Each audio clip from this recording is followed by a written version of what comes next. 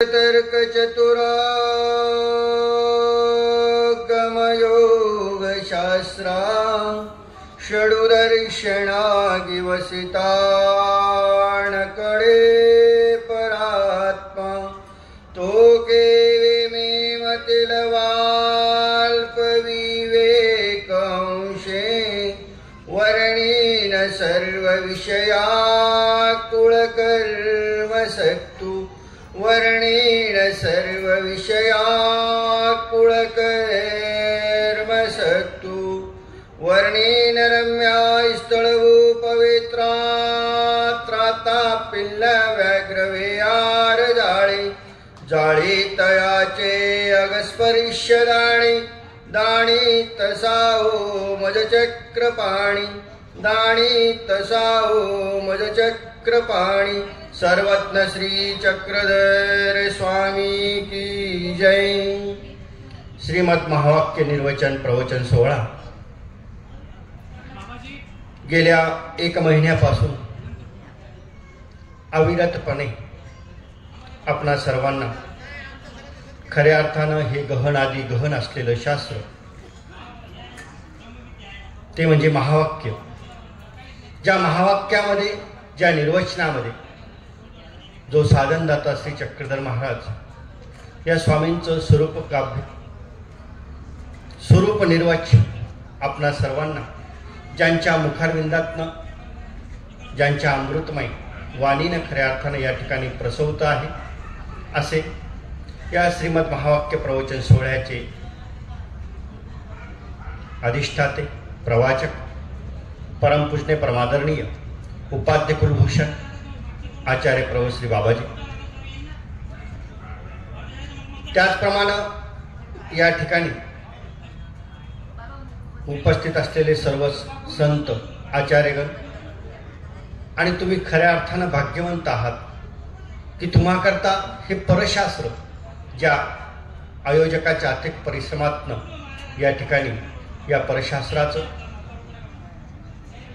निदिध्यासन मनन चिंतन सतत चालू आहे आणि म्हणूनच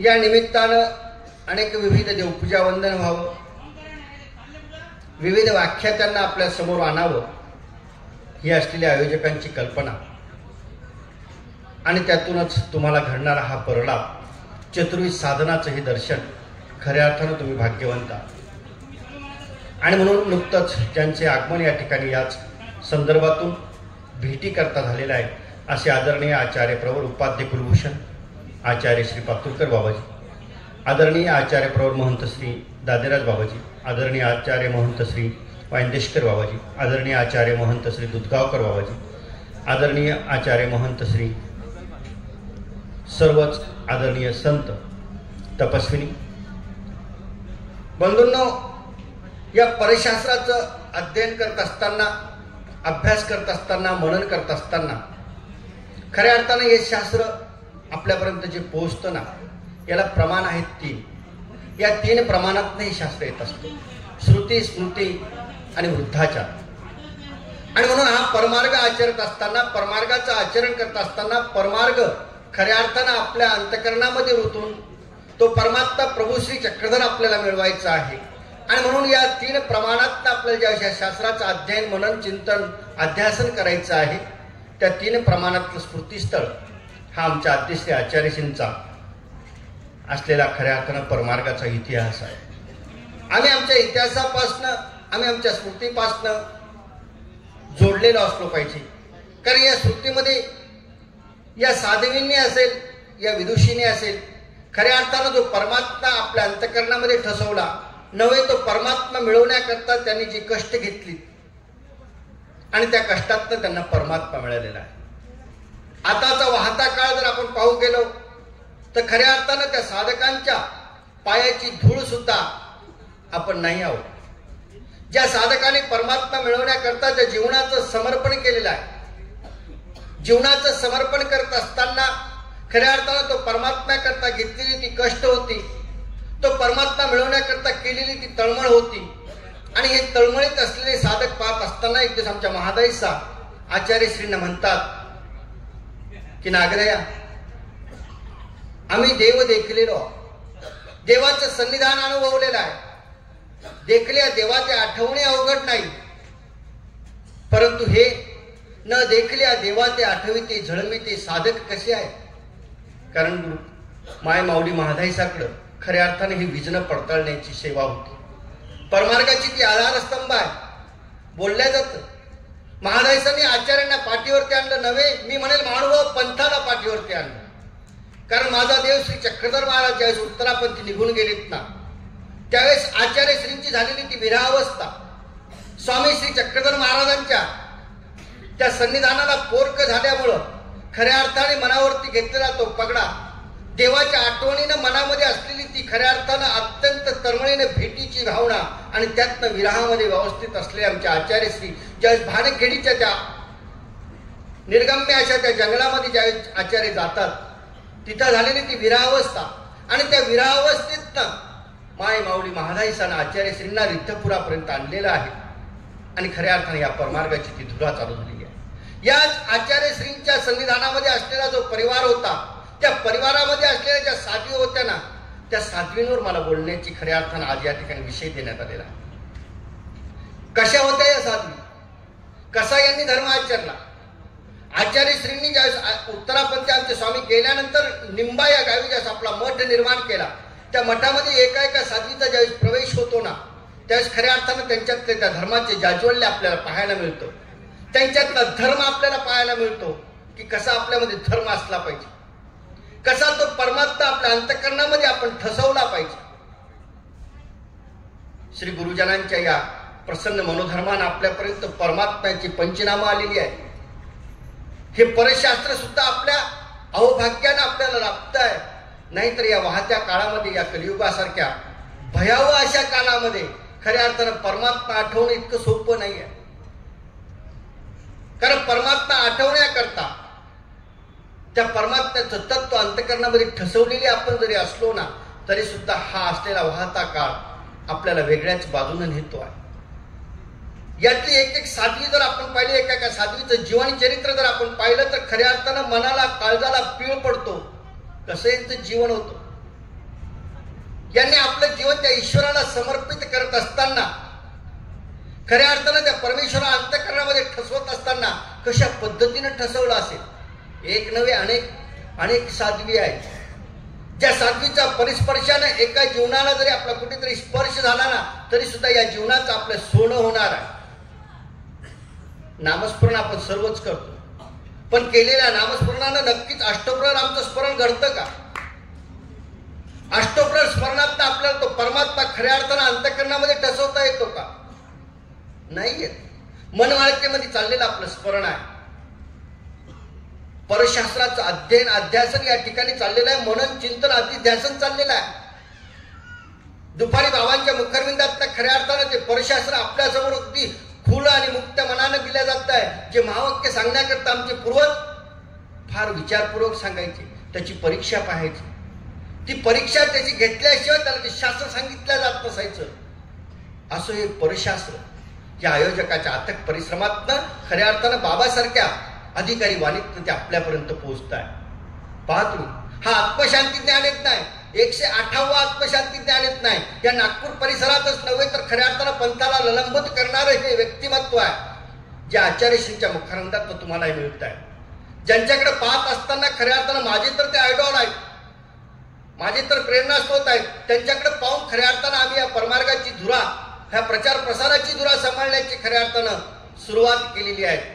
अशा अधिकार वाणीतनं आपल्याला ते महावाक्य श्रवण करायला मिळत आहे. शुभारंभाच्या दिवशी आम्ही सर्व इथं होतो. अगदी 2 शब्दावरती 1.5 तास बाबाजी बोलत होते. आम्ही खालनं विचार करायचो, बाबा फक्त 2 शब्दावर अथ महावाक्य प्रारंभ, या अथ शब्दावरच बाबांचं 1.5 तासांचं विवचन आम्ही ऐकत होतो. खऱ्या अर्थानं इतकं भरभरून असलेलं शास्त्र तुम्हा सर्वांना अगदी मुक्त कंठाने या ठिकाणी मिळत आहे, हे आपलं भाग्य आहे. अशाच तर ह्या साध्वी होत्या ना हो, की ज्या साध्वीने खऱ्या अर्थानं आपल्या जीवनाचं सोनं करून घेतलेलं आहे. तो कैवल्य निदान परमात्मा आनंदघन परमेश्वर मिळवलेला आहे. ज्या कैवल्य निदान परमात्म्याकरता आनंदघन परमेश्वराकरता चाललेली आपली भक्ती आहे. कशाकरता आपण भक्ती करतो आहोत? देव दिसावा, देव भेटावा, याकरता आपले प्रयत्न चाललेले आहेत. मग कशाने मिळणार आहे तो परमात्मा? पहा तुम्ही, एक नाही अनेक आहेत. जीवनामध्ये जीवन जगत असताना जीवन आपल्याला मिळालंय कशाकरता याचा विचार आपल्याला करावा लागणार आहे. यांच्या चरित्राकडे पाहून लखोईसा बाभुळगावकर नावाची एक साध्वी आमच्या या स्मृतीस्थळात आम्हाला सहज ओझळून जाते.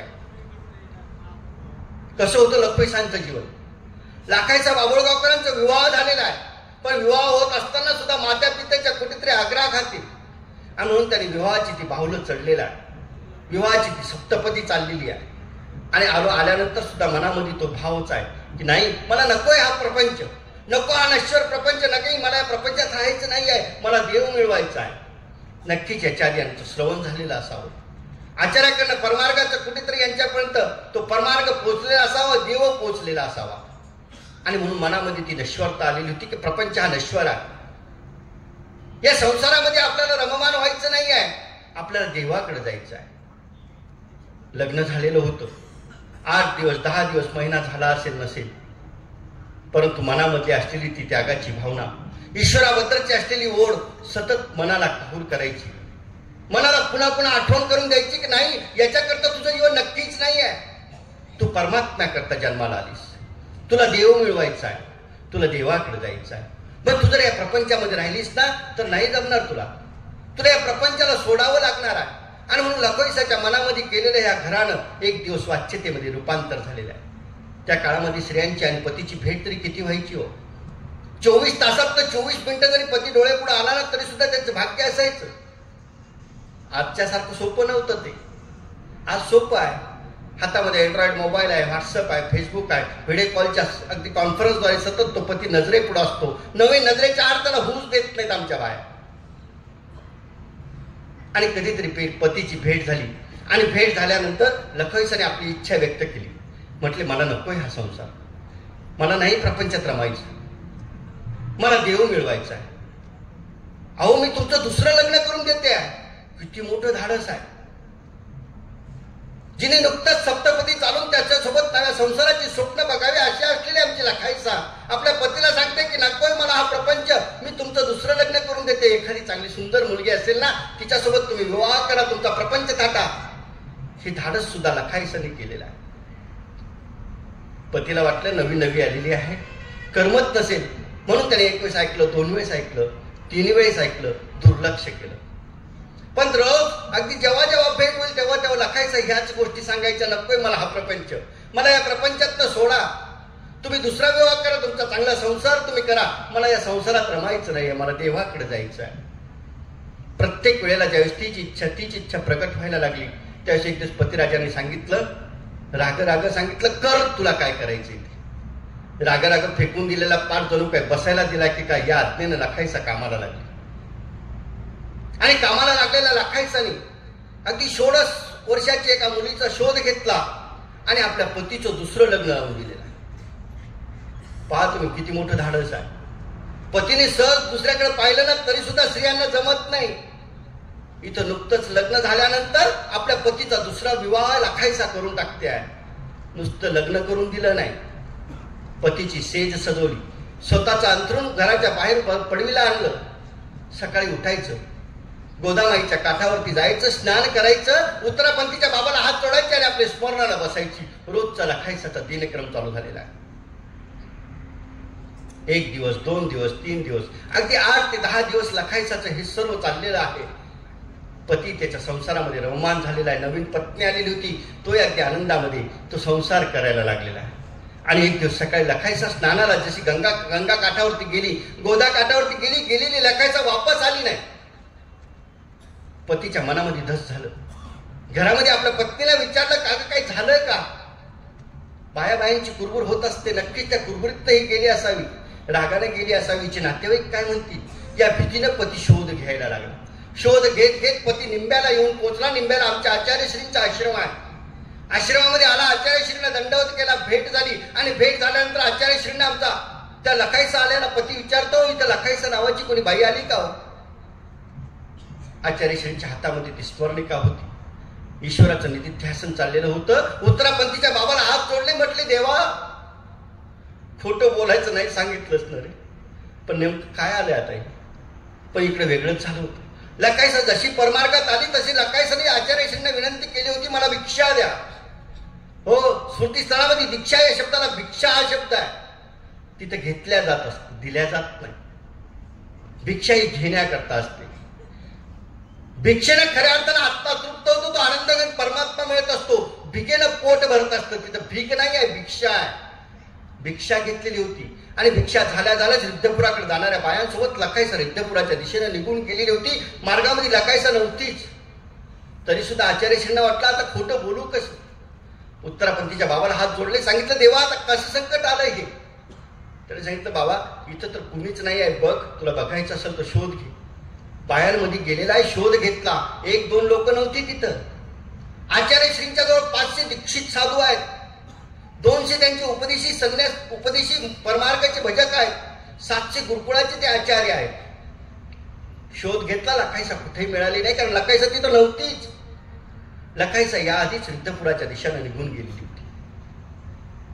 रिद्धपुराच्या परिसरामध्ये असलेल्या श्रीप्रभुवाच्या चरणस्पर्शाला पवित्र असलेले ते रिद्धपूर, ते परमेश्वरपूर्ती नमस्कार त्या परिसरामध्ये आठवण विष्णाती कमिटीने आपला देह कृषी करून घेतला. वर्ष 6 महिन्याचा कालखंड तिचा त्याच भागामध्ये लोटलेला आहे. आणि ती 6 महिन्याने ज्यावेळेस वापस येते ना, त्यावेळेस सायंकाळच्या वेळेला ती परमार्गामध्ये निंब्याला येऊन पोहोचली. 3 सांजेची वेळ होती, पूजावसराची वेळ झालेली होती. झुंझुरक पडायला लागलं होतं. आचार्यांशीच्या जवळ लकाईसा येऊन पोहोचले. आलेल्या लकाईसाने दंडवत केला. आचार्याने झुंझुरक असं पाहिलं, आचार्यांच्या लक्षात नाही आलं आणि परत एकदा पुन्हा निरखून बघितलं आणि मग लक्षात आलं. म्हटले लाखे काय देहकृष केला ग, किती हे आचरण. अगं मी तुला ओळखू शकलो नाही, पण तरी आता एक करशील. बाबुळगाव जवळ आहे, कानावरती अनेक वार्ता येत आहेत, तुझ्याबद्दलच्या अनेक वाहवा उठतायत, अनेक वावड्या उठतायत, तुझ्याबद्दलची चर्चा विचर्चा होत्या. एकदा तुझ्या गावापर्यंत जाऊन येशील. हो आचार्य, नक्कीच जाईल. 2 दिवस 3 दिवस लकाईसा निंब्याला परमार्गामध्ये राहिली आणि 4थ्या दिवशी परत आज्ञाधिक्रमे बाबुळगावाला जाऊन पोहोचली. बाबुळगाव निंब्याचं अंतर फार नाहीये. लिंब्याला ज्यावेळेस लकाईसा, बाबुळगावला ज्यावेळेस लकाईसा जाऊन पोहोचला त्यावेळेस 2-3 घराची भिक्षा केली आणि स्वतःच्या घरापुढे आलेली आहे. आणि स्वतःच्या घरापुढे आल्यानंतर 4थ्या घर ज्यावेळेस आपलं स्वतःचं लागलं त्यावेळेस आली, भिक्षा सवाल केला. हिचा असलेला पूर्वाश्रमीचा पती त्यात पडवीला बसलेला होता, पाकोटं बांधलेलं होतं. भिक्षा सवाल केला. निंबा जवळ असल्यामुळे भिक्षेला अनेक साधक यायचे, अनेक साध्वी यायच्या, कुणीतरी असेल म्हणून त्याच्या लक्षात आलं नाही. लकाईसाला वाटलं आपल्याला ओळखलं नाही. लकाईसाने भिक्षा सवाल केला. भिक्षा आणण्याकरता ती असलेली त्यांची दुसरी असलेली जी सवत होती ती भिक्षा घेण्याकरता घरात गेली. पतीला आपली लकाईसा विचारते, अहो मला ओळखलं नाही का. आणि मग आवाजाच्या रोखानं पतीनं पाहिलं, अरे हा आवाज तर ओळखीचा वाटतो. पडवीवरनं पती उठला, खाली आला. खाली येऊन ज्यावेळेस पाहतो आणि निरखून पाहिल्यानंतर पाहिला, अरे ही तर लकाईसा, माझी पूर्वाश्रमीची पत्नी. डोक्यावरचं पागोटं काढलं आणि त्याच दिवशी पायावरती डोकं ठेवलं. पतीने पत्नीच्या पायावर डोकं ठेवलं असं म्हणू नका, खऱ्या अर्थानं धर्माच्या पायावरती डोकं ठेवलेलं होतं.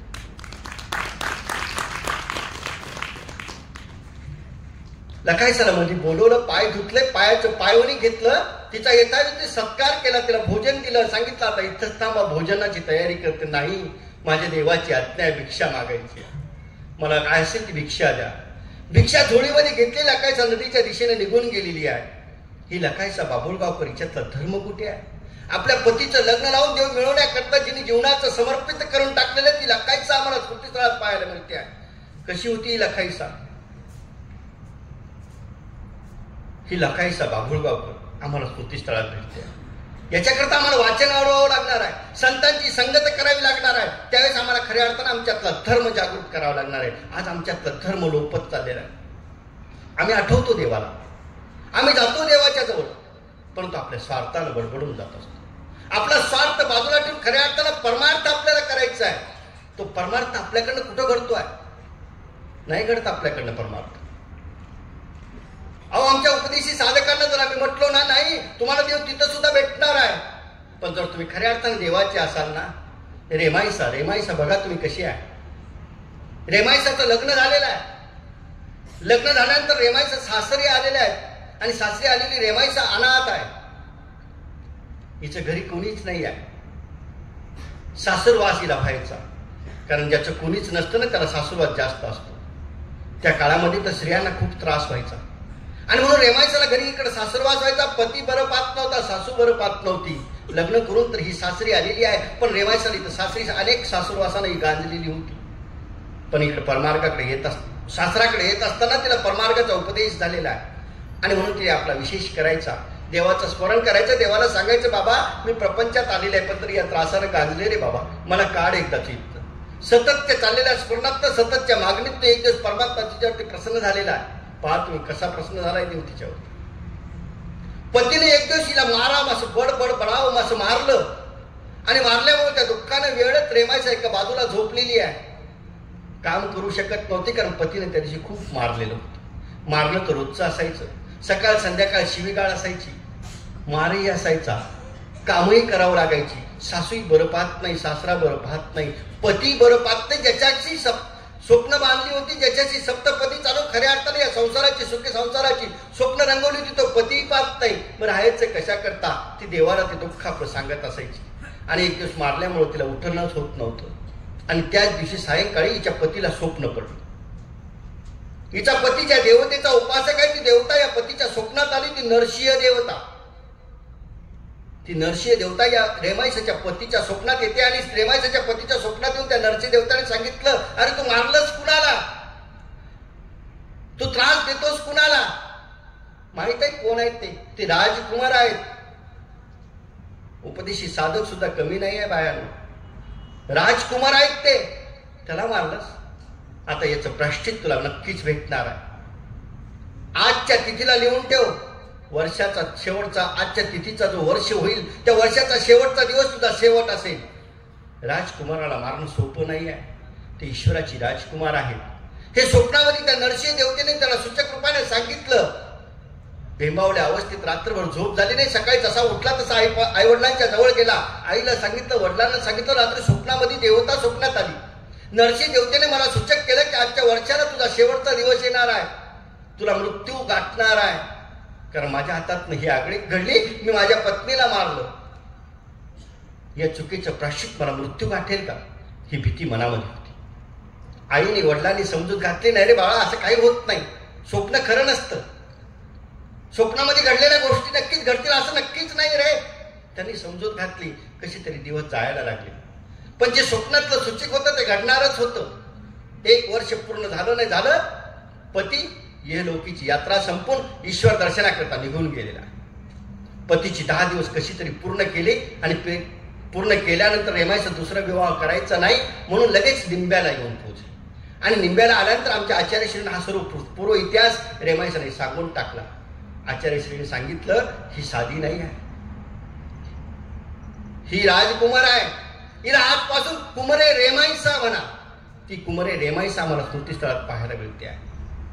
जे आमचे 13 अमना आहेत ना, 13 अमनातल्या कोटी अमनाची ही प्रवर्तक आहे, कुमरे रेमायसा. पहा तुम्ही, परमार्गाचा फक्त उपदेश जरी असेल तरी आपल्या त्या ईश्वरानं जर अंतःकरणात आठवण असेल ना तर नक्की ते अनुसरण आपल्याला घडत असतं. रेमायसाला अनुसरण घडलेलं आहे, नुसतं अनुसरण घडलं नाही. आचार्यश्रींच्या सन्निधानामध्ये पूर्ण शास्त्र अभ्यास केला, ब्रह्मविद्या शास्त्राच्या पारंगत झाल्या, आठनादिक्रमे फिरत होत्या. फिरत असताना या रेमायसाच्या एका स्मृतीमध्ये अजून आम्हाला एक गोष्ट आठवते आहे की खऱ्या अर्थाने रेमायसाने हा धर्म प्रसार कसा केलेला आहे. ज्या विदुषीने खऱ्या अर्थाने या परमार्गाची धुरा असताना आमच्या आचार्यश्रींना पाठीवरती व्हायला असंच नाही, पण त्या मादाईसांच्या नंतर आलेल्या ज्या विदुषी होत्या ना त्यांनी सुद्धा धर्माकरता, खऱ्या अर्थानं परधर्माकरता, या शास्त्राकरता आपलं जीवन कसं समर्पित केलेलं पाहत तुम्ही. रेमायसाची पुढची स्मृती आम्हाला शिकवते. शास्त्र अभ्यास झालेला आहे, पूर्ण ब्रह्मविद्या पारंगत झालेल्या आहे. रेमायसा आठनादिक्रमे फिरत होत्या. फिरत फिरत एका गावाला जाऊन पोहोचल्या. भिक्षा सवाल केला.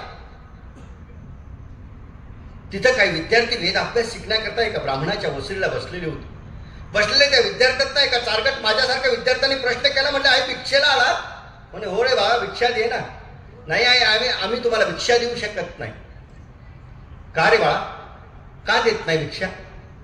आई तुम्हाशी काय आमचा उपदेश, तुम्हाला आमचा काही उपदेश नाही, तुम्ही आमच्या धर्माच्या नाही आहात.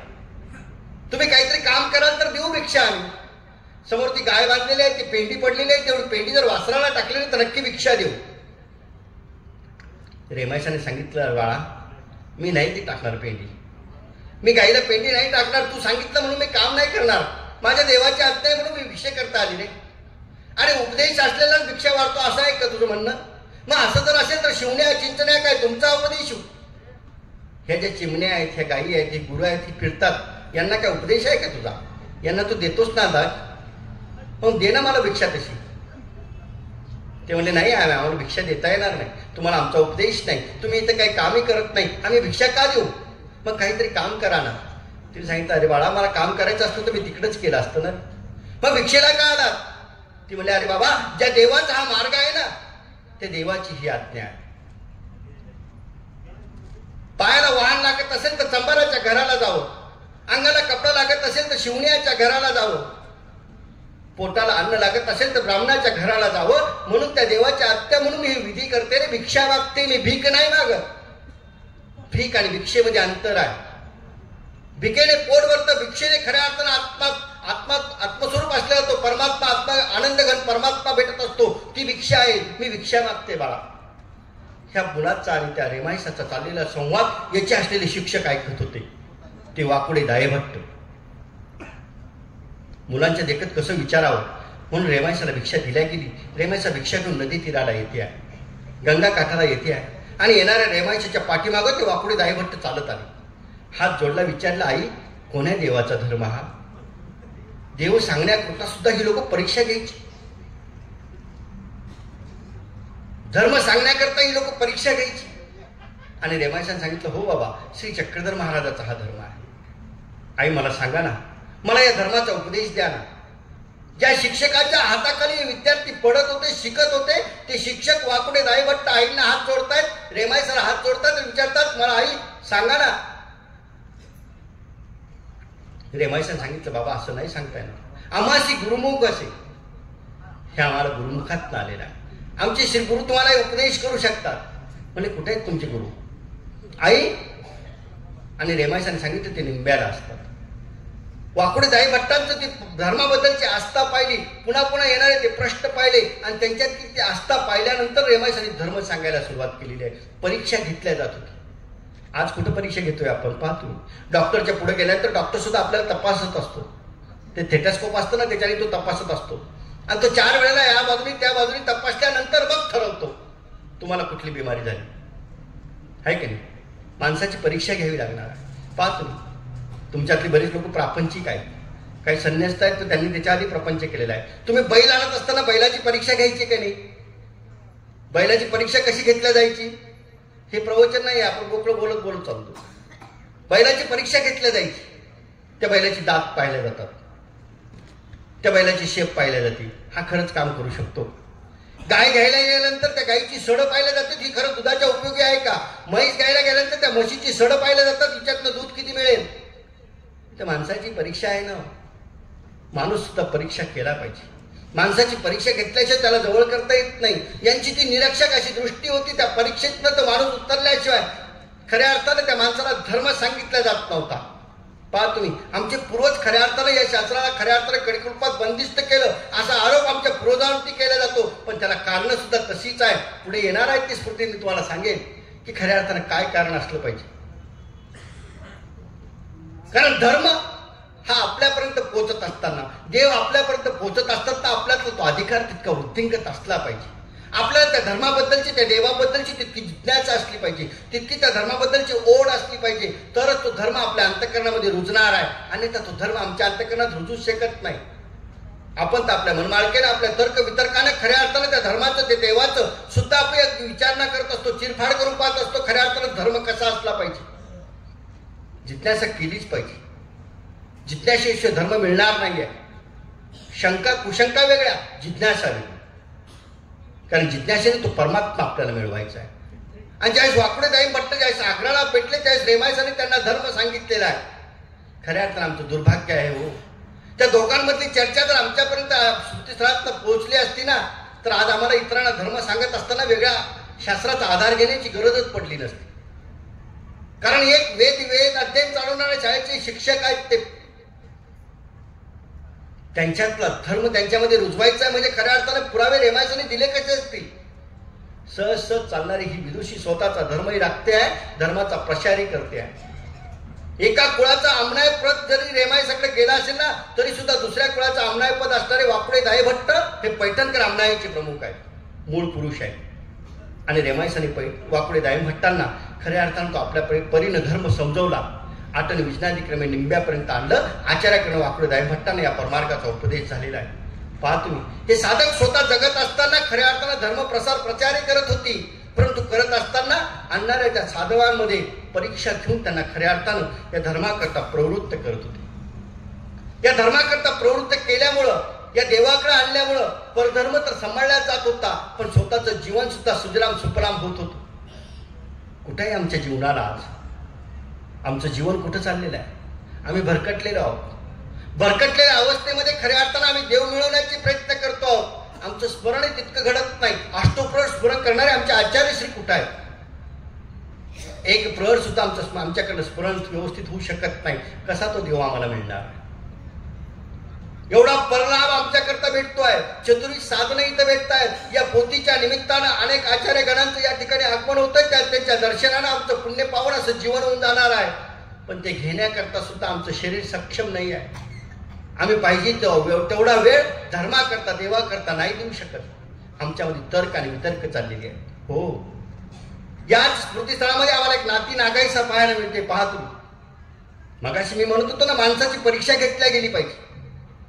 हो, परीक्षा घेतल्याशिवाय धर्म त्याच्यापर्यंत सांगू नये. गुरु आज्ञेचं उल्लंघन झाल्यानंतर सुद्धा खऱ्या अर्थानं धर्म कसा जोपासावा हे आम्हाला नाती नागायसाकडे नाती नागायसाच्या स्मृतीकडे बघितल्यानंतर आठवता येणार आहे. नाती नागायसा आहे. पहा तुम्ही, आचार्यश्रींचे संपूर्ण कुटुंब खऱ्या अर्थानं परमार्गाकरता देवाकरता समर्पित झालेलं कुटुंब आहे. आचार्यश्री तर होतेच, पण आचार्यश्रींची नात असलेली नागायसा ज्यावेळेस आचार्यश्रींच्या सोबत स्थानवंदन करत करत ज्यावेळेस डोमेग्रामपर्यंत जाऊन पोहोचलेले आहेत. पहा तुम्ही, डोमेग्रामचा अति सुंदर असं शिल्प या ठिकाणी उभं आहे राजमठाचं. त्या डोमेग्रामपर्यंत ज्यावेळेस नागाईसा जाऊन पोहोचल्या, आचार्यश्री जाऊन पोहोचले आणि शिन्नस्थळीवरती ज्यावेळेस आमचे आचार्यश्री कपाळ ठेवतायत, मस्तक ठेवतायत आणि साक्षात त्या परमेश्वराचं लीळेचं आठवण करत करत ढसा ढसा ढसा ज्यावेळेस रडतायत ना, त्यावेळेस आचार्यश्रीकडे पाहून नागाईसाने विचारलं, काय झालं नेमकं, काय रडता आहात तुम्ही? आचार्यश्रीने तेव्हा सांगितलं नाही. 2 दिवस 3 दिवस जाऊ दिले. परत नागाईसा पुन्हा पुन्हा विचारायची, त्या दिवशी तुम्ही का रडत होता? त्या आचार्यश्रीने ती गोष्ट सांगून टाकली. म्हणजे अगं नागाईसा, सांगू नकोस, बाकी कुणालाच सांगू नकोस, पण तुला सांगतो. स्वतःला आलेली अनुभूती आहे, स्वतःला आलेली जी प्रतीती आहे ही सांगू नये. कारण ती आलेली प्रतीती खऱ्या अर्थानं त्या धर्मामुळे असेल, त्या देवाच्या कृपा आशीर्वादामुळे असेल, त्या प्रसन्नतेने असेल, ती आलेली अनुभूती आपली असते. ही परक्याला जर कधी सांगितली तर त्याच्याबद्दलची तर्क वितर्क केले जातील आणि त्या आलेल्या अनुभूतीला खऱ्या अर्थानं कुठेतरी डांकुली लावल्या जाईल, कुठेतरी कोणी खोटं म्हणणार असेल, त्या परमेश्वरावरती तो बोल येणार आहे. म्हणून आचार्याने तिला आज्ञा केली, ही कुणालाही सांगू नको. अगं मला आलेली अनुभूती आहे, तुलाही सांगतो. तू फारच आगडाला पेटलेली आहेस. कारण नागाईसाकडे व्यापार तरी कुठला होता? ज्यावेळेस आचार्यश्री विजनातिक्रमे बाहेर जायचे ना, निंब्याला तुम्ही गेलेला असाल, नसाल गेला तर जा. चक्रतीर्थ तिथं आहे, चक्रतीर्थ. एक दिवस आमच्या आचार्यश्री स्मरणाकरता बसलेले आहेत आणि बसलेल्या आचार्यश्रींना एका ब्राह्मणाने सांगितलं, म्हणलं अहो नदीच्या इतक्या जवळ बसतात, समोर चला ना, गंगेचं दर्शन घ्या. आज पावन दिवस आहे, शुभ मुहूर्त आहे, आज गंगेवरती गेलं पाहिजे, स्नान केले पाहिजे. तुम्ही स्नान करत नात, पण मग गंगेपुढे तर चला. आचार्याने सांगितलं, मी का जाऊ तिथं? असेल गंगेला गरज तर ती येईल नाही तर. आणि आचार्यश्री स्मरणामध्ये ध्यानस्थ बसलेले आहे. ब्राह्मणाने असं म्हटलं तर ब्राह्मण वापस फिरला, जो गंगेवरनं स्नान करून आलेला होता. आणि वापस फिरलेला ब्राह्मण थोडासा पुढे जातो त्यावेळेस त्या ब्राह्मणाने मागं फिरून पाहिलं तर गंगा खऱ्या अर्थानं अशी मागं आलेली आहे. आजही तिथे गंगेचं ते पूर्ण असं गोल वलय झालेलं आहे. चक्रतीर्थ त्याला म्हटलं जातं. या खराळ प्रदेशी जाऊन आमच्या आचार्यशी त्या उत्तरापंथीच्या बाबाची आठवण करायची आणि त्यानंतर काहीतरी निरूपण असायचं. ह्या निरूपणाकरता ही सर्व साधक तिकडे गेलेले असायची. परमार्गाची असलेली जी व्यवस्था आहे, परमार्गाचं असलेलं जे साहित्य आहे, हे सांभाळण्याची व्यापार नागाईसाकडे असायचा आणि तिकडचं झालेलं निरूपण परत नागाईसाला सांगायचं. ही सेवा नागाईसा करायच्या. आणि म्हणून या नागाईसावरती आचार्यश्रींचा नाक असल्यामुळं नाही, पण खऱ्या अर्थानं धर्माची एक उपासक म्हणून, एक साधक म्हणून या नागाईसावरती अनेक अनेक परीने जीव जडलेला होता. आणि म्हणून त्या नागाईसाबद्दलच्या त्या आपुलकीनं आचार्याने ती गोष्ट सांगून टाकली की अगं मी रडत होतो कारण मला शिन्नस्थळीवरती तो परमात्मा साक्षात सर्व शक्तीनिशी मला तिथं दिसत होता. तो उत्तरापंथीचा बाबा माझा श्री चक्रधर महाराज मला तिथं दर्शन देत होता. म्हणून मी रडतो, आठवत होतो माझ्या जीवनामधल्या त्या गोष्टी, त्या परमात्म्याने दिलेला मला तो जिव्हाळा मी आठवत होतो, ज्या जिव्हाळ्याने खऱ्या अर्थानं माझं जीवन घडलेलं होतं. अगदी सकाळच्या वेळेला मला जर झोप येत असेल, मला जागते आला असेल तर त्या श्रीचरणाचं ते येणाऱ्या आगुष्ट्याने मला खऱ्या अर्थानं ते जागा करायची. उंच मडीचा तो पूजावसराचा प्रसंग आपल्या सर्वांना ज्ञात आहे. उन्हाळ्याचे दिवस असले तर तो उमरा उशीची करून आमच्या आचार्य उंच मठाच्या बाहेर झोपलेले असायचे. हिवाळ्याचे आणि पावसाळ्याचे दिवस असेल तर उमरा उशीची करून आतल्या बाजूला झोपलेले असायचे. आणि सकाळी ज्यावेळेस आमच्या स्वामींचा उपहोड व्हायचा, ज्यावेळेस स्वामी ज्यावेळेस बाहेर यायचे त्यावेळेस त्या श्रीचरणाच्या अंगुष्ठाने आचार्यांचं ते वक्षस्थळ दाटायचे. ती आनंदाची अनुभूती आचार्यांनाच आहे, आम्हाला नाही. तर आमचं ते भाग्य नाही आहे. अगं मी आठवत होतो ना की मला संविधानामध्ये माझ्या देवाने दिलेलं प्रेम किती होतं, आनंद किती होता. आज तो माझा देव उत्तरापंथी निघून गेलेला आहे, तरी सुद्धा या ठिकाणी आज त्या देवाने मला भेट दिली. साक्षात संपूर्ण शक्तीनिशी त्या श्रीमूर्तीचं दर्शन मला घडलेलं होतं. ते लंबकर्ण विशाळ नेत्र अजाड भाऊ, ज्या अजाड भाऊने अनेक वेळेला मला दान दिलेलं आहे, ज्या नेत्राच्या नेत्र कटाक्षाने मला अनेक वेळेला आनंदाची अनुभूती आलेली आहे, ज्या श्रीमुखातल्या श्रवलेल्या शब्दांनी मला अनेक वेळेला तो परमात्मा साक्षात माझ्या पुढे आहे की काय असा भास झालेला आहे. त्या परमात्म्याची मी आठवण करत होतो ग नागाई. नागाईसने अंतकरणात तीच गोष्ट ठसवली आणि परत एकदा पुन्हा शिन्नस्थळीकडे गेली. ती शिन्नस्थळी आम्ही नमस्कार करतो. आम्ही आज शिन्नस्थळी नमस्काराला गेल्यानंतर शिन्नस्थळीच्या पुढे उभे असतो, शिन्नस्थळीच्या पुढे बसलेले असतो, आमच्या हातामध्ये अँड्रॉइड मोबाईल असतो, आम्ही सेल्फी काढत असतो, मी डोमेग्राम करतो. नाही, सेल्फीने तो परमात्मा नाही भेटणार. तो परमात्मा भेटण्याकरता त्या अंतकरणामध्ये ओलावा असावा लागणार आहे, त्या अंतकरणामध्ये त्या देवाचा आठव असावा लागणार आहे, त्या देवाबद्दलचं ते धडमलेपण आमच्या अंतकरणात असावं लागणार आहे. नागायचा परत शिन्नस्थळीच्या दिशेने गेलेला आहे. शिन्नस्थळीला त्या तिने डोकं ठेवलं आणि परत एकदा तिने रडत त्या परमात्म्याची आठवण करायला सुरुवात केली. त्या नागायशाला सुद्धा तिथं सर्वज्ञ श्री चक्रधर महाराजांचं परत एकदा दर्शन झालेलं आहे. ही गोष्ट कवीश्वर व्यासांना कळली. कवीश्वर व्यासाने त्याला पुन्हा पुन्हा विचारलं. ते सांगितलं नाही, मला नाही सांगता येणार. मग आचार्याने शब्द दिलेला आहे, मी आचार्यांची माझ्या श्री गुरूंची आज्ञा नाही उल्लंघू शकत. पण कवीश्वर व्यास अगदी हट्टाला पेटले आणि तिच्याकडे ते सांगितलं गेलं. कारण भावळूपण आहे, माऊली श्रेय आहे, श्रेयांच्या ठिकाणी भावळूपण असतं. पुन्हा पुन्हा विचारल्यामुळे कवीश्वर व्यासाला ती गोष्ट सांगितल्या गेली आणि ज्यावेळेस ती परसय व्यासाला कवीश्वर व्यासाला ती गोष्ट सांगितल्या गेली त्यावेळेस अंतःकरणामध्ये पुन्हा ठस झालं की माझ्याकडनं काय झालं, गुरुची आज्ञा मी उल्लंघन करून टाकलेली आहे. गुरु आज्ञा उल्लंघन केल्यामुळं पुन्हा एकदा मनाने पश्चातापाने खऱ्या अर्थानं ते अंतःकरण दग्ध झालं आणि दग्ध झालेल्या अंतःकरणाने अटन विष्णातिक्रमे स्वतःचं देहकृश करण्याकरता नागाईचा निघून गेलेला आहे. निघून गेलेला नागाईचा नाशिक परिसरामध्ये आज सप्तशृंगीचा गड आपण शोधतो. त्या सप्तशृंगी गडाच्या परिसरामध्ये पुरुष आहे का स्त्री आहे या आविर्भावामध्ये नागाईचं आचरण चाललेलं आहे. अटन विष्णातिक्रमे तो देव आठवणं चाललेला आहे आणि आपल्याकडनं घडलेले त्या आगळीकीचं प्राश्चित प्रत्येक वेळेला मनामध्ये चाललेलं आहे की देवा माझ्याकडे काय झालं, तुम्ही साक्षात मला दिसलात, तुम्ही मला दिलेली जी अनुभूती आहे, तुम्ही मला दिलेली जी प्रतीची आहे, साक्षात दिलेलं दर्शन आहे, त्या दर्शनाने मी कृत्य झाले होते, गुरुची आज्ञा होती हे सांगू नकोस. पण तरी माझ्याकडनं सांगितलं गेलं, माझ्याकडे गुरुची आज्ञाभंग झालेली आहे.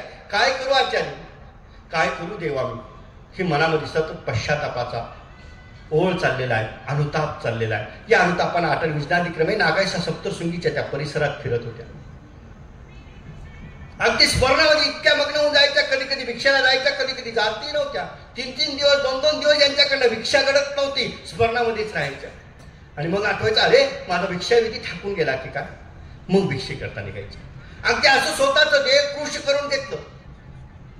एक दिवस तर अगदी भिक्षेला जायचं म्हणून ठरवलं, उठायला लागल्या, उठल्या जात नव्हतं कारण देह पूर्णतः अन्नानं तुटून गेलेला आहे, चालल्या जात नाही, झोप जात आहे. मनामध्ये आठव यायचं देवा मला उठव ना, मी विधी करता चालले रे बाबा. कशा तरी उठल्या, जवळच असलेल्या ओळाच्या जवळ घेतला, आपल्या त्या गवसणीतनं ते शोधणं काढलं, पाणी शोधून घेतलं, विशेष नमस केला उत्तरापंथीच्या बाबाला हात जोडले, भिक्षे करता म्हणून त्या गावाच्या दिशेने निघायला लागले. ऊन असं वर आलेलं होतं, सूर्य ऊन तपायला लागलं, उन्हाची चटके बसत होती. त्या सूर्याकडे पाहून म्हणतात, का तापतोस रे बाबा एवढा? माझा देव सुद्धा तापला, उत्तरापंथी निघून गेला, मला नाही भेटत. तुझ्या तापण्याने मी जळणार नाही रे, पण माझा देव मला भेटला पाहिजे, तो ताप मला होतो आहे. तुझ्या तापल्याने काय होणार आहे? अंगात त्राण नव्हतं, चालल्या जात नव्हतं. कशा तरी गावाच्या जवळ गेल्या, 2-3 घरची भिक्षा घेतली, वापस आल्या. आणि वापस आल्यानंतर उत्तरापंथीच्या बाबाला परत विशेष करून उत्तरापंथीच्या बाबाला थोडी दृष्टपूत केली. विधी पूर्ण झाला म्हणून मनाला समाधान वाटत होतं. कसे तरी ते 2 घास पोटात टाकले, पाणी पिलं. जवळ असलेली शिन्नस्थळी जवळच्या एका दगडाखाली अगदी सुरक्षित अशा स्थितीमध्ये ठेवली. त्या दगडावरती कोळशाने लिहून टाकलं, हे तर शिन्नस्थळी असेल. असं 2-3 वेळेला केलं होतं. आता मी उद्याचा सकाळचा सूर्योदय पाहणार नाही, नक्की माझा देव भेटणार आहे. कारण मेल्याशिवाय, मृत्यू आल्याशिवाय मला पुनःसंबंध नाही, पुनःसंबंधाशिवाय माझा देव मला भेटणार नाही, ही देवाची आज्ञा आहे. म्हणून त्या पुनःसंबंधाच्या आशेने तर माझं हे चाललेलं देवाकरताच आठव आहे ना, मला तो नक्की देव भेटेल ही आशा घेऊन सायंकाळच्या वेळेला ते शिन्नस्थळी दगडाच्या खाली ठेवल्या गेली. त्या दगडावरती जे तर शिन्नस्थळी असे कोळशानं लिहिल्या गेलं. आणि नागायसा त्या निद्रेमध्ये अधीन व्हायला लागलेला आहे. परमेश्वराचं स्मरण सतत चाललेलं आहे, त्या देवाचा आठव चाललेला आहे. आणि त्या स्मरणामध्ये नागायसा कधी निद्रिस्त झाल्या, कधी ईश्वर दर्शनाला गेलं त्यांनाही कळालं नाही. इकडं परशुराम व्यासांची त्यांची पैज लागलेली होती. 8व्या विश्रांतीक्रमे तू या बाजूने जावं, मी या बाजूने जाईल, जो भेटेल त्यावेळेस आपली भेट होईल. पण नागायसा वापस येत नाही. आता मला देव भेटेलच, तुमची माझी भेट होणार नाही, ही लागलेली पैज, मृत्यूची पैज लावणारी ही लोक आहेत. मरणाला आपण घाबरतो आहोत. ताप आला, थोडा त्रास झाला तरी सुद्धा आम्ही डॉक्टरच्या दिशेने पळतो. ही डॉक्टरकडे जात नव्हती, ही देवाकडे जायची. येणाऱ्या त्या तापाला सांगायचे, हो बरं झालास, आलास ना तू, आता माझ्या देवाची भेट होणार आहे. आम्ही तापाला घाबरतो आहोत, आम्ही आजारी पडायला घाबरतो आहोत. ही लोक खऱ्या अर्थानं मरणाची पैज लावलेली होती. कारण ही लोक कशी होती? आमच्या बाबू शास्त्रींच्या ओवीत जर म्हणायचं म्हटलं ना, मरणा मारुनी विजयी व्हावे जीवन ते तुझे, मरणाचे ते कधी नसावे माझ्यावर ओझे. यांच्यावर मरणाचं कधीच वजन नव्हतं. हे मृत्यूला सामोरे जाण्याकरता स्वतःचं जीवन यांनी समर्पित करून टाकलेलं होतं. आणि परशुराम यांच्या आत्माधिक्रमे फिरत होते. भेटीचे ठिकाण ठरलेलं होतं, तिथपर्यंत नागायसा येऊन पोहोचली नाही. हे ज्या परशुराम व्यासांच्या लक्षात आलं, त्यावेळेस परशुराम व्यासांच्या डोक्यात डोळ्यात ते अश्रू गळागळा गळायला लागले. नागाई तू जिंकलीस, नक्कीच तुला देव भेटला असेल. अगं आत्माधिक्रमे इथं भेटायचं ठरलं होतं ना आपलं, आजपर्यंत तू पोहोचली नाहीस, 4था-5वा दिवस आहे आज, म्हणजे तू नक्की जिंकलीस नागायसा. आणि म्हणून नागायसाचा शोध घेत घेत ज्या परशुराम व्यास त्या परिसरामध्ये फिरत होते, त्यावेळेस गुराख्याने विचारलं, का रे बाबा इथं कोणी स्त्री आहे का? अशी कोणी साध्वी स्त्री होती का जी भिक्षा मागायची, जगायची, अशी कोणी होती का? गुराख्याने सांगितलं, बाबा स्त्री होती का पुरुष माहित नाही, 2 दिवसाला 3 दिवसाला कधीतरी दिसायच्या, पण ह्या बाजूला असायच्या, या कडेला असायच्या, डोंगरात असायच्या, आम्हाला कधीतरी दिसायच्या. पण त्या पुरुष होत्या का स्त्री होत्या हे आम्ही कधी ओळखलं नाही. आणि शोधत शोधत ज्या परशुराम व्यास त्या डोंगराच्या कडेपर्यंत जाऊन पोहोचले ना, त्यावेळेस त्या कप्पारीला पोहोचल्यानंतर परशुराम व्यासांना त्या दगडावरती लिपीमध्ये लिहिलेलं ते वाक्य पाहायला मिळालं, येथं शिन्नस्थळी असे. खऱ्या अर्थानं आपल्याकडनं गुरुची आज्ञा उल्लंघन झाल्यानंतर स्वतःचं जीवन समर्पित करून तो देव मिळवणारी ही साधक आहे, या साध्वी आहे की ज्या साध्वीनं तो देव मिळवलेला. त्या साध्वीच्या जीवनाला आपण नुसतं आठवलं जरी ना तरी आपलं जीवन कृत्यार्थ होणार आहे. नाही जगू शकत आपण त्या साध्वींसारखं, नाही जगू शकत आपण त्या साधकांसारखं. अहो त्या साधकांसारखं आपलं जगणंच नाही आहे. हो साधायचा तुम्हाला सर्वांना पाठ आहे, साधायचा. हो साधायचा आठवते आम्हाला केव्हा? ज्यावेळेस आम्ही पाण्यामध्ये जातो ना, कुठेतरी नदी ओलांडायची असेल, कुठेतरी खडकोली नमस्कार करत असताना त्या जाजेमध्ये बसत असू, त्यावेळेस आम्हाला साधायचं आठवते. मला सुद्धा तेव्हाच आठवली होती. ज्यावेळेस आमचे काही तरुण साधक आम्ही खडकोली नमस्कार करण्याकरता गेलो, त्या जाजेमध्ये बसलो आणि बसल्यानंतर ती जाज चालू झालं, ती ओढ चालू झाली आणि अगदी मध्ये मध्ये जाऊन पोहोचल्यानंतर थोडीशी हवेची झुळक यायला लागली. तो वळणारा आम्हाला सांगत होता, बाबा हवा सुटलेली आहे, मला खूप त्रास होतोय, त्या दिशेने आपल्याला जायचंय, जाणं शक्य होत नाही. आणि त्यांनी ज्यावेळेस असं सांगितलं त्यावेळेस आमच्या अंतकरणात थत झालं आणि आम्हाला साधावून साठवली. गंगे बुडता साधा तारिले, तोपर्यंत आम्हाला साधा नाही आठवली. कशी होती साधांसा? चरित्रात साधांसा आम्ही अगदी जवळून अनुभवलेली आहे. चरित्र प्रत्येकाच्या पाठ आहे साधांसाचं. पण ही साधांसा स्मृतिस्थळात शोधा एकदा कशी आहे? ही साधांसा श्रीप्रभू चरित्रात शोधा एकदा कशी आहे? किती पावन जीवन होतं या लोकांचं. अगदी देवाने या लोकांचा आठव करावा. आम्हाला देव आठवावा लागतो आहे. देव या लोकांना आठवायचा. श्री गोविंदप्रभू चरित्रात जर आम्ही साधांसा बघितली ना तर साधांसाचं महत्व आम्हाला कळतं. श्रीप्रभू आवांनी औदास्य स्वीकारलेला आहे. 1 दिवस नाही, 2 दिवस नाही, अगदी 18 दिवस श्रीप्रभू आवांना उपवास आहे. 15-16 दिवस झाले. आचार्य श्री माईंभट्ट सर्वच्या सर्व परिवार तिथं आहे. सर्वच्या सर्व विचार करायला लागले की आता करायचं काय. आमचे स्वामी श्री चक्रधर महाराज आम्हाला सोडून श्रीप्रभूच्या सन्निधानी टाकून गेले. आता श्रीप्रभूंनी धामाला जाण्याची तयारी आहे की काय? ते औदास्यामध्ये आहे. पाणी नाही, अन्न नाही, काहीच नाही. आबाईसावरती प्रसन्न असलेले श्रीप्रभू बाबा आबाईसाला विनंती करून पाहिले. आबाईसाच्या विनंतीचा मान घेत नाही. कोथोळा वासनावरती अत्यंत प्रसन्नता आमच्या श्रीप्रभू गोसाव्याची आहे. कोथोळ वासाने विनंती करून पाहिली. श्रीप्रभू कोथोळ वासाकडे पाहत नाहीत. माईभट्टावरती प्रसन्नता आहे म्हणून माईभट्ट पुढे जाऊन पाहतात. माईभट्टाचा विचार घेत नाहीत. औदास्य जायलाच तयार नाही. आता करायचं काय? आणि त्यावेळेस आमच्या आचार्यश्रींना आठवलं साधांसा राहिला. त्यावेळेस आमचं श्रीप्रभू चरित्र सांगतं साधांसा 4 ठाण्याला आहे. लगेच एका साधकाला 4 ठाण्याकडे पाठवलेला आहे. 4 ठाण्याला गेलेले साधक साधांशाच्या त्या पडवीजवळ जात आहेत, झोपडीजवळ जात आहेत. जाणारे या साधकाचा चेहरा उतरलेला आहे. प्रवासाचा थकवाही आहे. श्रीप्रभू निधामाला जातात की काय ही भीती अंतःकरणामध्ये आहे. आणि साधांसाला निरोप द्यायचा आहे. चेहऱ्याकडे पाहिलं. साधांसाने विचारलं, बाबा तू आलाच कसा? आणि तुझा चेहरा असा रडकाव का झाला? पडलेला का आहे चेहरा? तुझ्या अंगामध्ये त्राण का नाही आहे? त्यावेळेस त्यांनी रडत रडत ती सगळी व्यथा सांगून टाकली की साधांसा आमचे श्रीप्रभू गोसाव्याला हा 16-17 दिवस झाले उपवास पडलेला. अन्न नाही, पाणी नाही. आणि साधांसा अगदी अंगण झाडण्याकरता हातामध्ये झाडू घेतलेला होता. तो झाडू तसाच टाकला. घरही लावलं नाही. आणि दोघंच्या दोघं रिद्धपुराच्या दिशेने निघालेले आहे. पायी प्रवास होता त्यावेळेचा. पायी प्रवास करत करत ही दोघंच्या दोघं थुगावपर्यंत येऊन पोहोचले आहेत. थुगाव ते रिद्धपुराचं अंतर अगदी थोडं राहिलं होतं. 4था-5वा दिवस होता. चालण्यामध्ये त्राण राहिलेला नव्हता. आणि म्हणून त्या थुगावला मुक्काम करून सकाळीच उठू, आता इथून निघून जाऊया. आणि त्या थुगावला रात्री एका ब्राह्मणाच्या वस्त्रीला निवारा करण्याची विचार केला. तिथं जाऊन पोहोचले. त्या ब्राह्मणाच्या श्रीने यांना धुरकाडून लावलं. ब्राह्मण कुठेतरी बाहेर गेलेला होता. तो आला. त्यांनी पाहिलं आणि पाहिल्यानंतर विचारलं, बाबा कुठं जातात? म्हणे रिद्धपुराकडे जातो. राऊळ माय, राऊळ बाप. पूर्ण परिसरामध्ये श्रीप्रभू बाबांच्या त्या खऱ्या अर्थानं नावलौकिक होतं. रिद्धपुराचं नाव ऐकल्यानंतर ब्राह्मणाच्या अंतःकरणामध्ये ठस झालं. त्यांनी जवळ बोलवलं. त्यांची पाय धुतली गरम पाण्याने. भोजनाची व्यवस्था केली. पडवीला त्यांना झोपण्याची व्यवस्था करून दिली. आणि साधांसाने मनामध्ये श्रीप्रभू बाबाचा आठव करत सांगितलं, नाही देवा, आता सकाळी तुझं भेटल्यानंतर तुझ्या पायाचं पायवणी ते मला पाणी असेल. तुझ्या ताटातला प्रसाद तो मी अन्न घेईल. तोपर्यंत मी अन्नही घेणार नाही, पाणी घेणार नाही. अरे मी तुला भेटण्याकरता निघालेलं आहे. मी तर खात पीत येते. आणि तू आज 16वा-17वा दिवस निघतोय तरी तू अन्न घेतलं नाहीस? नाही देवा, मी आता तुला भेटल्याशिवाय पाण्याचा थेंबही घेणार नाही. तुला भेटल्याशिवाय अन्नाचा कणही घेणार नाही. हे ठरवलेली साधांसा दुसऱ्या दिवशी निघालेली आहे. रिद्धपुरात येऊन पोहोचली. आबाईसाला सर्वांना आनंद झाला. साधांसा आले, आता नक्की श्रीप्रभू घेतील ही प्रत्येकाच्या मनामध्ये आशा होती. आणि झालंही तसंच. आबाईसा जवळ गेली. जवळ गेलेल्या आबाईसा सांगितलं, बघा कोण आलं. मी तुमची येल्लो आली, तुमची साधा आली.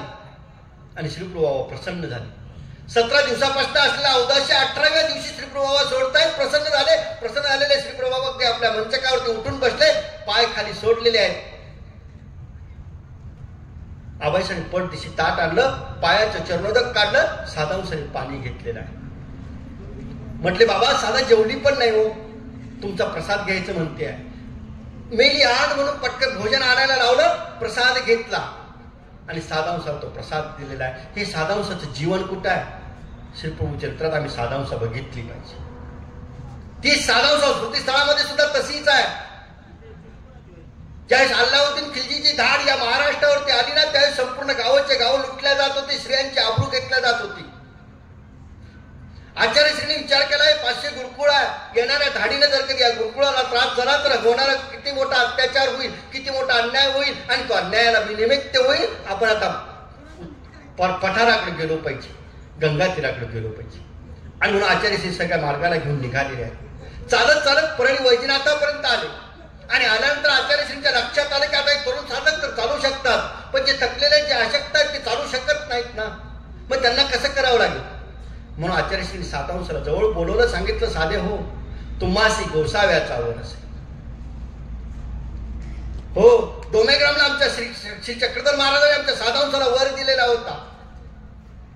एक वेळेस त्या पडवीमध्ये फिरत असताना, वेडे स्थानाच्या जवळ फिरत असताना साधांशाला समोरून जाणाऱ्या त्या लोकांकडे पाहून, धरून नेणाऱ्या त्या बैलांकडे पाहून साधांशाला आमच्या स्वामीने आठवण करून दिली होती, मी तर म्लेच्छ येतील, ऐशेची नाथी घरून पकडून नेतील. ही आठवण करून देताच साधांशाने हात जोडून मागणी केली, देवा ऐसे न व्हावं. त्यावेळेस आमच्या देवाने सांगितलं, ना भिया साधे हो, भिवू नका, हे अभय तुम्हाला आमच्या देवाने दिलेलं आहे. तुम्ही आता ह्या अशक्त असलेल्या वयस्कर असलेल्या साध्वींना घेऊन या परळी वैजनाथाच्या मंदिरात थांबा, आम्ही अशीच पठाराकडे जाऊ.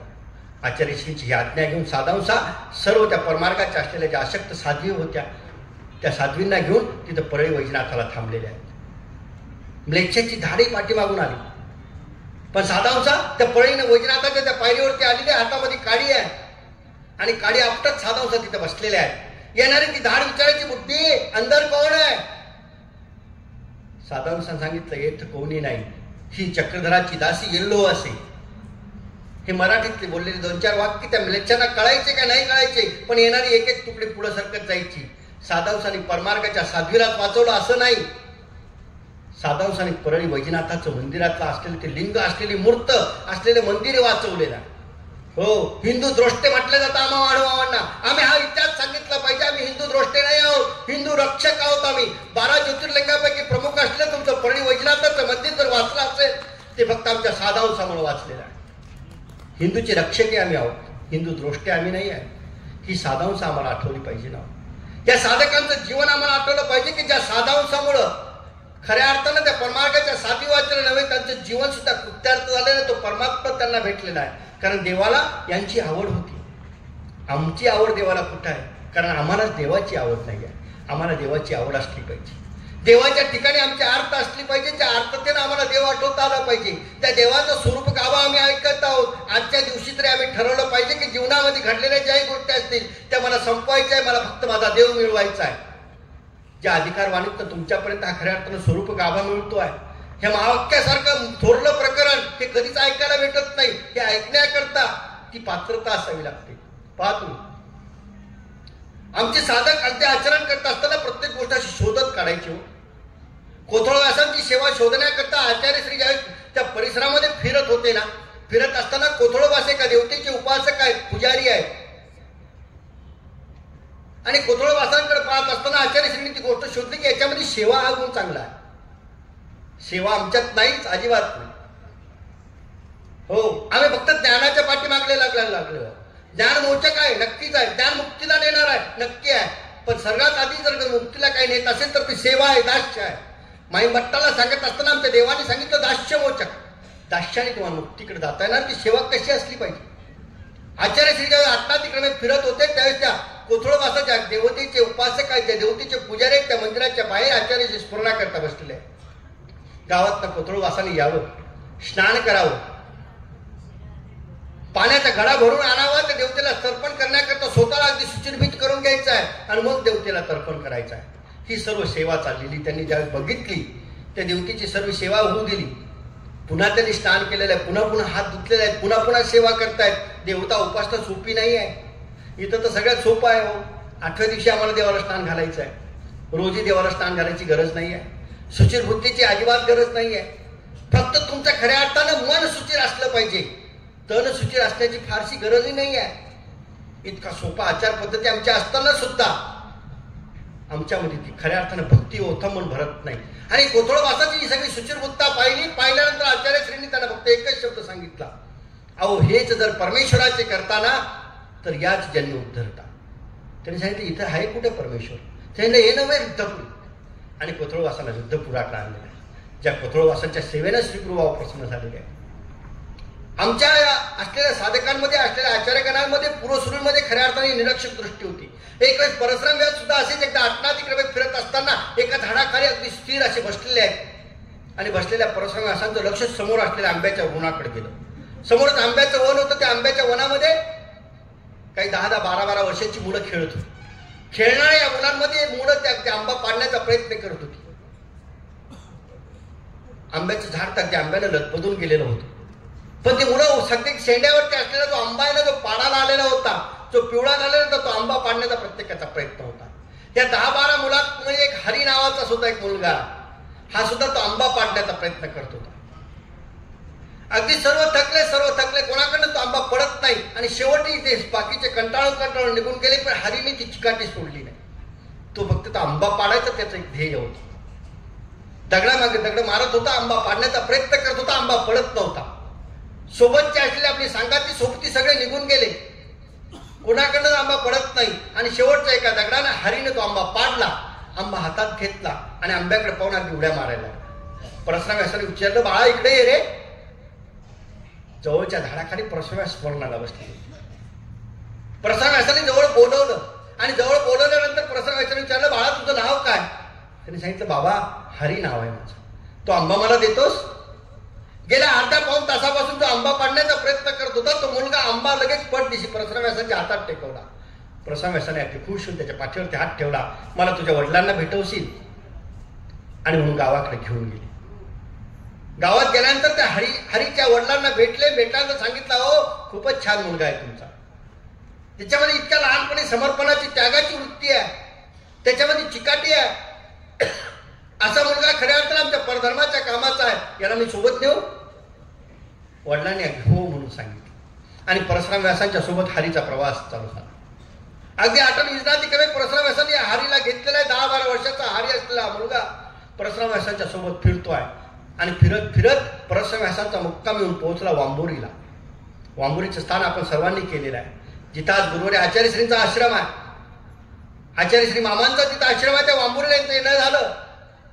स्थान वंदन केलं. जवळच्या असलेल्या धर्मशाळेमध्ये यांनी मुक्कामाची व्यवस्था होती, तिथं मुक्कामाकरता थांबलेले आहेत. अगदी त्या प्रवासाच्या थकव्याने असेल किंवा सतत आठवण विजनातिक्रमे फिरल्यामुळे असेल, परशुराम व्यासांना सणसणून असा ताप भरलेला आहे.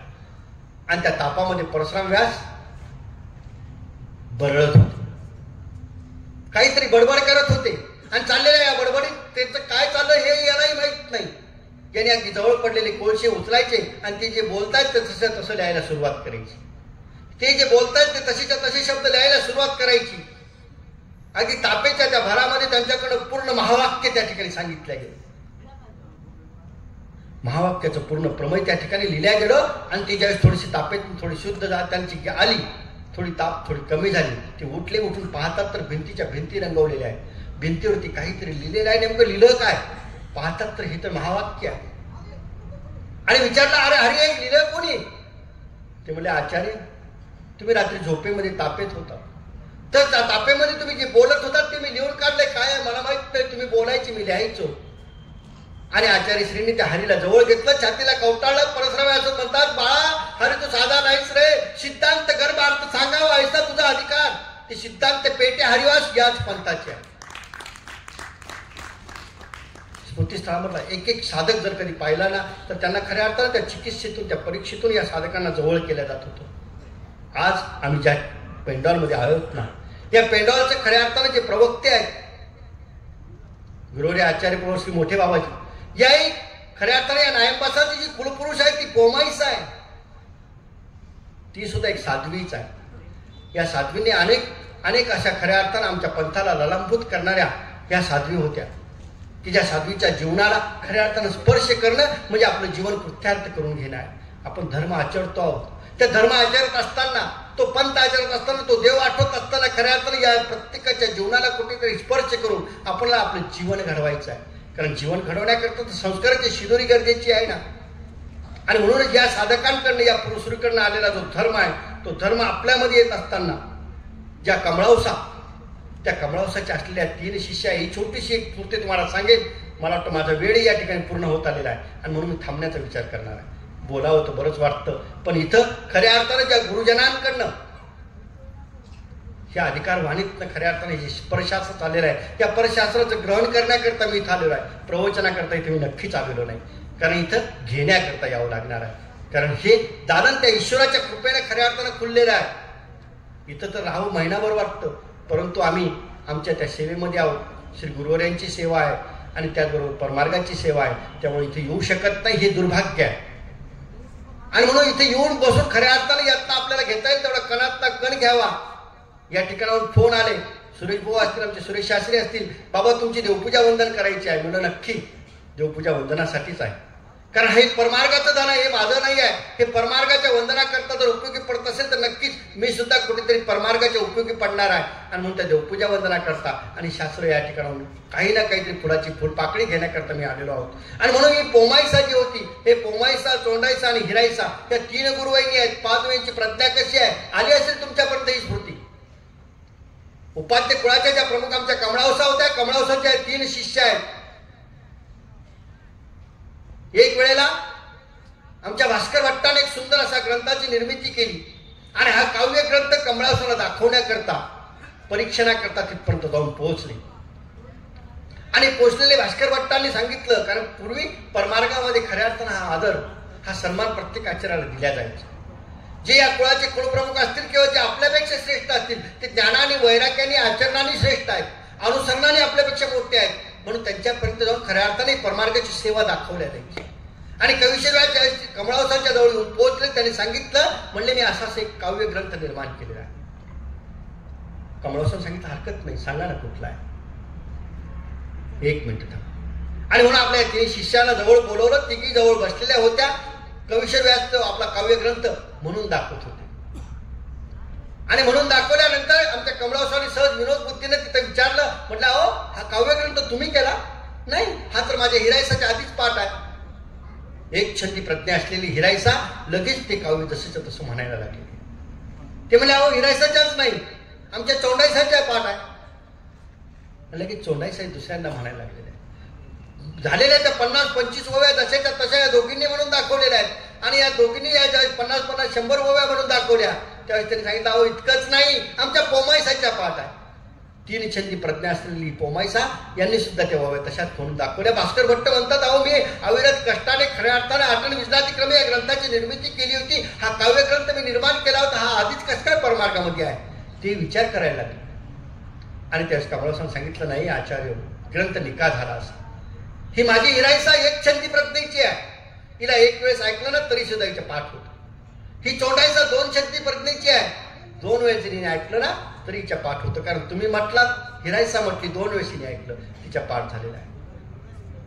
पोमाईसा 3 छंदी प्रज्ञेची आहे. हिने 3 वेळेस जर कधी ग्रहण केलं तर तिच्या पाठांतर होतं. या खऱ्या अर्थाने या छंदीने प्रज्ञा असलेल्या ह्या बाया, असलेल्या ह्या साध्वी यांची तपस्या कुठे आहे? आमची प्रज्ञा कुठे आहे? आम्ही एकदाही ऐकतो, 2दा ऐकतो, नाही पुन्हा पुन्हा ऐकतो, तरी सुद्धा आमच्या काही लक्षात राहत नाही. खऱ्या अर्थाने या तपस्विकांचं जीवन होतं. या जीवनाकरता कृत्यार्थ होणं हेच आपलं जीवन आहे. म्हणून बंधूंनो, तुम्हा सर्वांच्या भेटीचा हा योग आला. तुम्हा सर्वांना हे वंदन या ठिकाणी करवलेलं आहे. आचार्य श्री गुरुवरे बाबाजींची आज्ञा होती, त्या आज्ञेने इथपर्यंत पोहोचलेलो आहोत. माझ्यापरीनं होईल तेवढी सेवा तुमची करण्याचा मी प्रयत्न केला. या साध्व्यांच्या जीवनाला स्पर्श करत करत या स्मृतीस्थळातल्या काही असलेल्या 2-5 साध्व्या तुम्हापुढे मांडलेल्या आहेत. तुमचे जीवन कृत्यार्थ व्हावं ही साधनदात्याच्या चरणी प्रार्थना करतो आणि माझ्या विचारांना या ठिकाणी श्री चक्रधर चरणी समर्पित करतो. धन्यवाद. अत्यंत सुंदर बाबाजी, आपण जे काही वक्तव्य केलेलं आहे ते खूपच